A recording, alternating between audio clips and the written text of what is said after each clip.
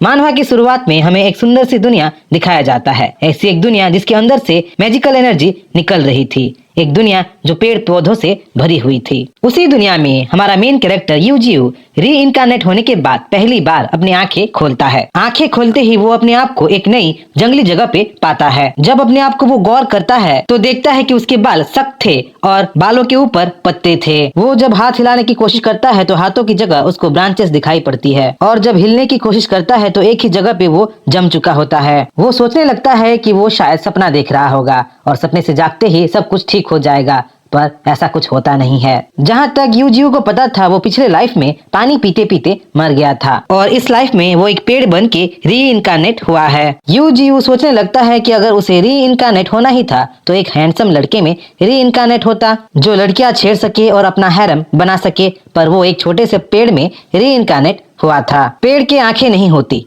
ना ही वो देख सुन सकता है, पर किसी वजह से यूजीयू अच्छे से देख सुन पा रहा था। यूजीयू अपने आसपास के माहौल को देखता है। देखने से पता चलता है कि वो दो पहाड़ों के बीच एक वैली में था। उसके पास 50 ब्रांचेस थे जिनमें से वो बस एक ही को मूव कर पा रहा था। शायद दूसरे ब्रांचेस एक जगह पे रह रहे के नम हो चुके थे। दूर जंगल के अंदर से जंगली जानवरों के आवाजों को सुन के यूजीयू डर रहा था, क्योंकि वो इतना नाजुक था कि एक मामूली वुडपेकर भी उसको मार सकता था। तभी उसे आसमान में एक प्लेन दिखाई देता है। प्लेन को देख जीयू ये सोच के खुश होता है कि वो प्रीवियस लाइफ के टाइमलाइन में ही है। वो प्लेन को देख निहार ही रहा होता है कि उसे दो मधुमक्खियां परेशान करने लगते हैं। मधुमक्खियों से परेशान होकर जीयू अपने ब्रांचेस घुमा के मधुमक्खियों को वहीं मार देता है। तुरंत ही जीयू को नोटिफिकेशन आता है, डबल किल, 2 इवोल्यूशन पॉइंट मिला। नोटिफिकेशन के साथ साथ स्टार्टर स्क्रीन भी उसको दिखने लगता है। उसका नाम अब भी इस लाइफ में भी यूजीयू था। वो एक म्यूटेंट विलो ट्री था। उसकी एबिलिटीज अभी बस म्यूटेंट ब्रांचेस था, पर इवोल्यूशन पॉइंट्स पाके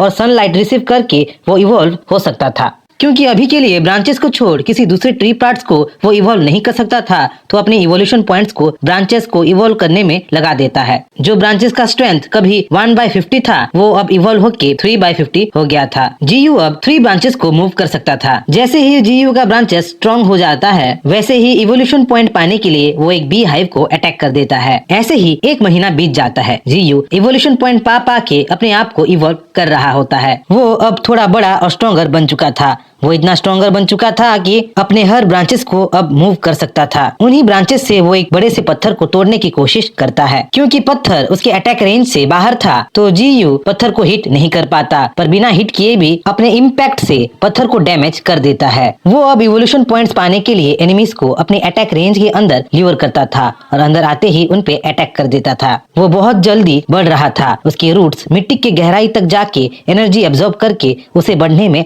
हेल्प कर रहे थे। इसीलिए वो बिना कुछ किए भी बढ़ रहा था। उसे ना बीमारी का डर था, ना ही थकान की चिंता। उसे ना स्कूल जाने का टेंशन था, ना ही खाने पीने की चिंता। वो इस दुनिया का वर्ल्ड ट्री बनने की सोच रहा था, इस दुनिया का भगवान बनने की सोच रहा था। ऐसे ही एक दिन उसके ब्रांचेस में जीयू को कुछ फॉल्कन्स के चूजे दिखते हैं जिनकी माँ उनको छोड़ के चली गई थी। क्योंकि जीयू अभी तक एक जगह से दूसरी जगह मूव नहीं कर पा रहा था तो स्काउटिंग के लिए फॉल्कन्स के चूजों को पालने की सोचता है। फॉल्कन्स जो 270 से 360 किलोमीटर पर आवर से उड़ते थे, जो चीते से भी तेज थे, वो जीयू के एरियल स्काउट बनने वाले थे। जीयू जो अपने पिछले लाइफ में कमजोर था, इस लाइफ में स्ट्रॉन्ग बनना चाहता था। इस दुनिया में जहाँ कई सारे स्ट्रॉन्ग मॉन्स्टर्स थे, जहाँ वाइल्ड वुल्फ गैंग बना के शिकार करते थे, जहाँ जायंट आंट्स और बीस्ट मंडराते रहते थे, जहाँ स्पाइडर क्वीन और जायंट गोरिल्ला जैसे जीव थे और उनका शिकार करने वाले एक्स स्नेक जैसे प्रेडेटर थे, वहाँ जीयू सर्वाइव करने वाला था। कभी वो शिकार करके फॉल्कन के चूजों को फीड कर रहा था तो कभी सनलाइट ऑब्जर्व करके खुद इवॉल्व हो रहा था। ऐसे ही एक्सपीरियंस पा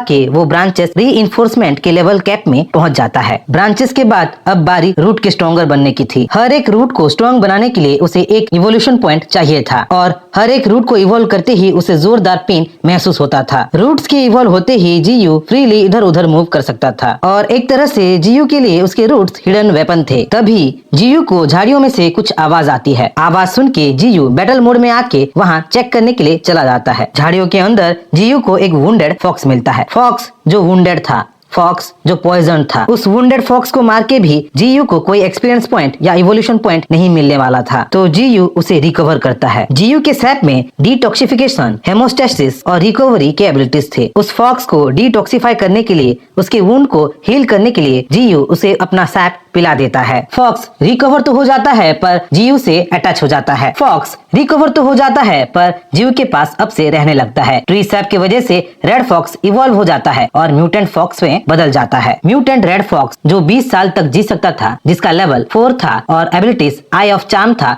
वो अब से जीयू के साथ रहने लगा था।